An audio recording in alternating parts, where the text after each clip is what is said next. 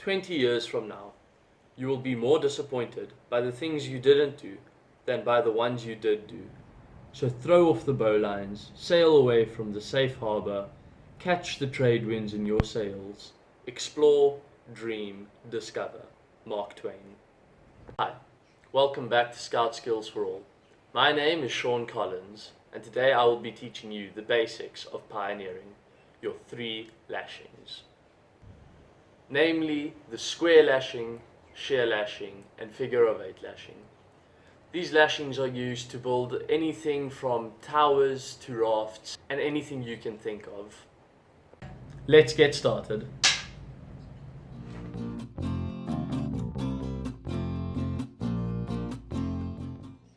The square lashing.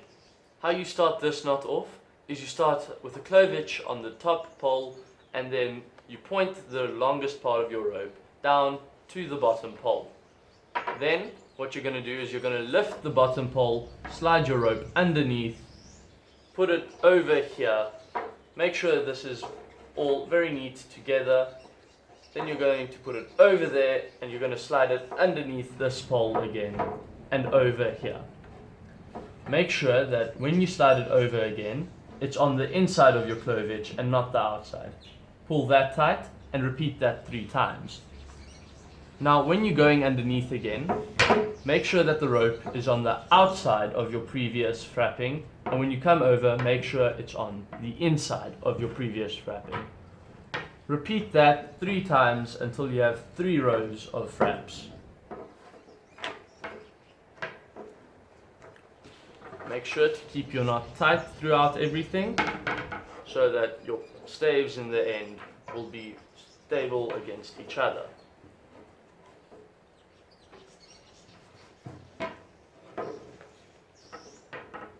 There you go. Now once you've done that, you're going to start with your frapping lashings. To do these, give yourself some excess rope. Now you're going to go around this pole over here, and you're going to start tying that tight, and you're going to do that 3 times. Magical number with a square lashing is 3. You do 3 lashings and 3 frapping lashings. Make sure that your frapping lashings are as tight as you can make them, because that's in the end what's going to give your knot its tightness. Make 3 of those like so. Keep them as tight as possible. And there you go. To end it off, make another clovitch. So go over, bring your rope underneath, make your cross, bring your rope underneath again, and then tuck it all underneath this cross. So get your end of your rope and tuck it all underneath that cross like so.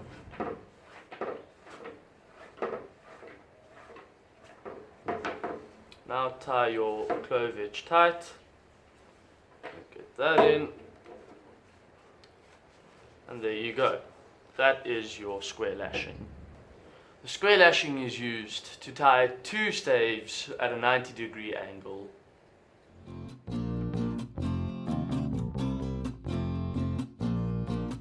The sheer lashing.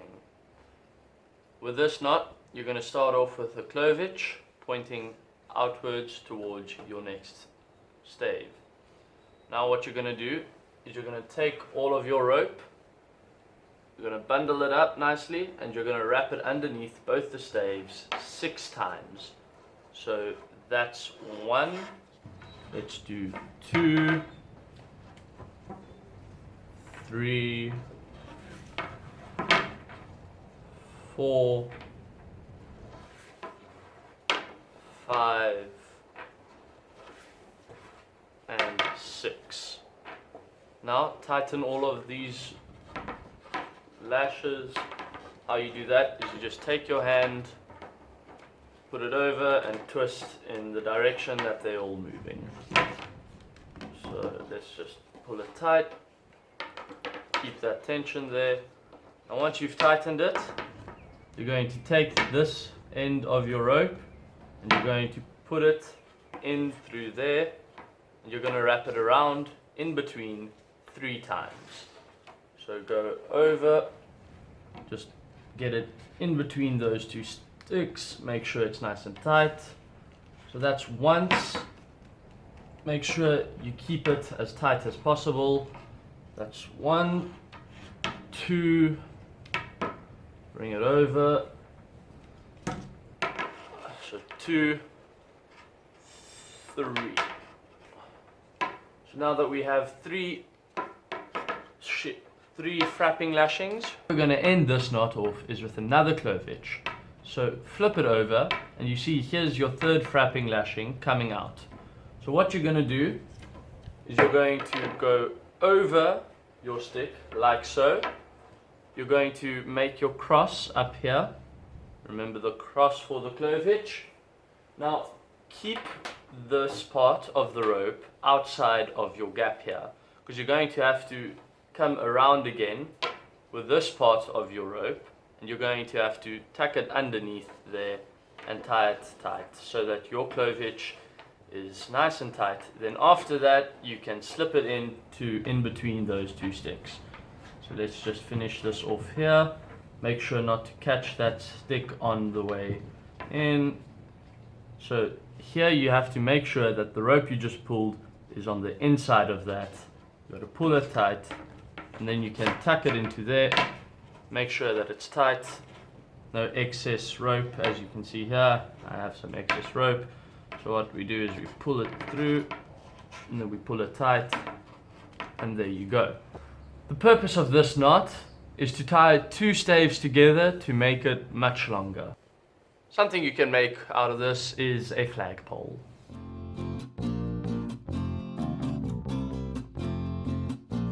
The figure of 8 lashing. Start this knot off by placing your poles like this. You're going to need 3 of them, 1 facing outwards, 2 facing that way. Start off with your clovitch, and then if it's on top, you're going to weave underneath this pole with your rope like that, and over that one like so. And then you're going to bring it back, and you're going to go over that one and under this one, and then you're going to do that 6 times. So keep that over there like that, and you're going to do that till it's 1, 2, 3, 4, 5, 6 times over here. So take it.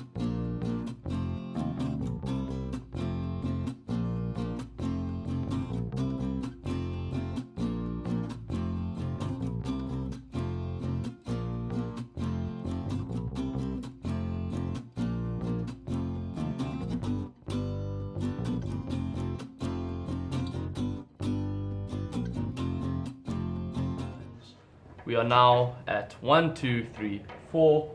So we're going to do that again. Under, over,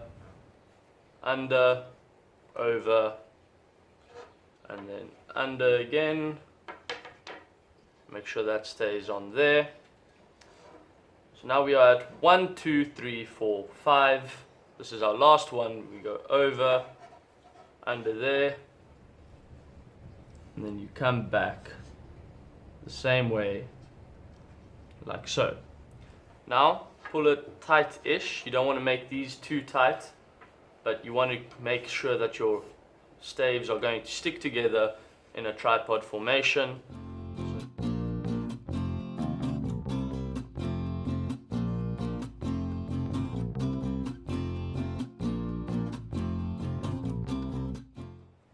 Now once you've done that, you can put all of them together neatly. This will make more excess rope, but that's okay.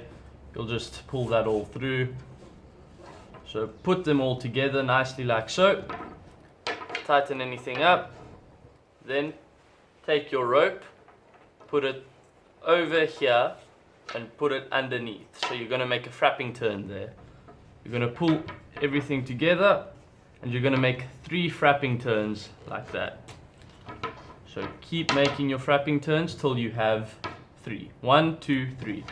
Once you've done that, you're going to take your rope and you're going to slide it underneath this pole over here, and then you're going to do your 3 frapping turns for this stave over here. So you're going to bring your rope underneath, tie it tight, bring it over, tie it tight, go underneath once more, bring it through underneath here, and tie it tight again.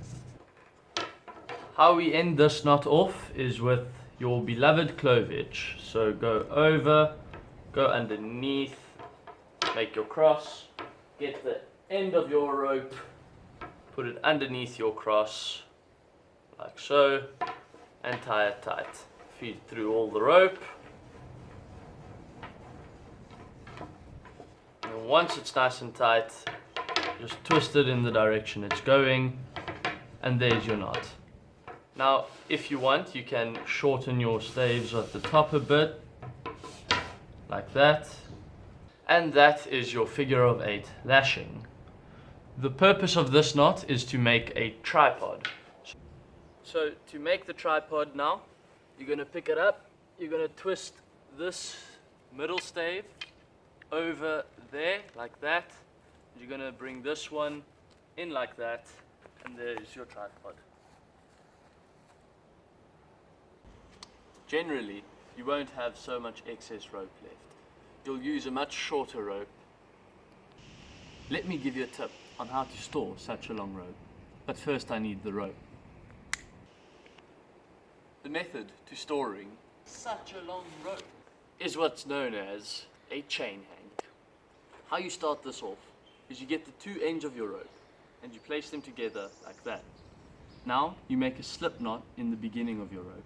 So you make a little loop and you bring this rope through the loop and make a double slip knot like that. Now you take this end and you stand on it. So what you're going to do with this chain ank is you're going to take your hand, put it through the loop, grab that rope, pull it through until it's tight down there. You're going to pull the loop back down.